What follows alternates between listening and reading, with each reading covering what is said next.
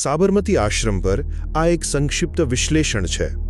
જુઓ, આજે આપણે સાબરમતી આશ્રમને શાંતિ અને પ્રેરણાની જગ્યા તરીકે જોઈએ છીએ નહીં, પણ હકીકતમાં એ તો સ્વતંત્રતા સેનાનીઓ બનાવવા માટેની એક બહુ જ કઠોર હ્યુમન લેબ હતી। ત્યાંના નિયમો એટલા આકરા હતા કે સામાન્ય માણસ માટે પાળવા લગભગ અશક્ય હતા। તો સૌથી પહેલી વાત, શારીરિક કષ્ટ અને ત્યાગનું જીવન। આશ્રમમાં રહેવું કોઈ સહેલી વાત નહોતી। ત્યાં જમવાનું સ્વાદ માટે નહીં, બસ શરીર ટકાવવા માટે મળતું। મોટા ભાગે તો તેલ, મીઠું અને મસાલા વગરનું બાફેલું ભોજન। એટલું જ નહીં, શૌચાલય સાફ કરવાથી માંડીને ખેતી સુધી બધું જ કામ જાતે કરવું પડતું, અને વસ્તુઓ ભેગી કરવાનો નિયમ એટલો કડક હતો કે જરૂરિયાત કરતાં વધુ કશું પણ રાખવું એ ચોરી ગણાતી। બીજું, માનસિક અને સામાજિક શિસ્ત।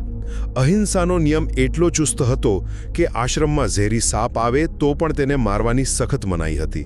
વિચારો, પરિણિત યુગલોએ પણ ત્યાં ભાઈ બહેનની જેમ રહેવાનું હતું। અને જ્યારે ગાંધીજીએ એક દલિત પરિવારને આશ્રમમાં સ્થાન આપ્યું ત્યારે ભારે વિરોધ થયો, પણ તેઓ પોતાના સિદ્ધાંત પર અડગ રહ્યા। જો આ વાત વેલ્યુબલ લાગી હોય તો પ્લીઝ સબસ્ક્રાઇબ કરજો અને ફૂલ વિડીયો માટે નીચે આપેલી વિડીયો લિંકને ક્લિક કરો। પણ સવાલ એ છે કે આટલી બધી કઠોરતા શા માટે? તો છેલ્લો અને મુખ્ય મુદ્દો એ છે કે આનો હેતુ સત્યાગ્રહીઓને માનસિક અને શારીરિક રીતે ફોલાદી બનાવવાનો હતો। આશ્રમનું સ્થાન પણ જેલ અને સ્મશાનની વચ્ચે પસંદ કરાયું હતું, જેથી રહેનારા લોકો જેલ અને મૃત્યુના ભયથી મુક્ત થઈ શકે। અને આ જ ટ્રેનિંગમાંથી દાંડી કૂચ જેવા આંદોલનો માટે નીડર કાર્યકરો તૈયાર થયા।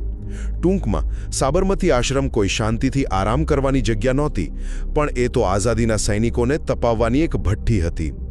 પ્લીઝ સબસ્ક્રાઇબ કરો અને આ વિડીયોને લાઇક અને શેર કરો।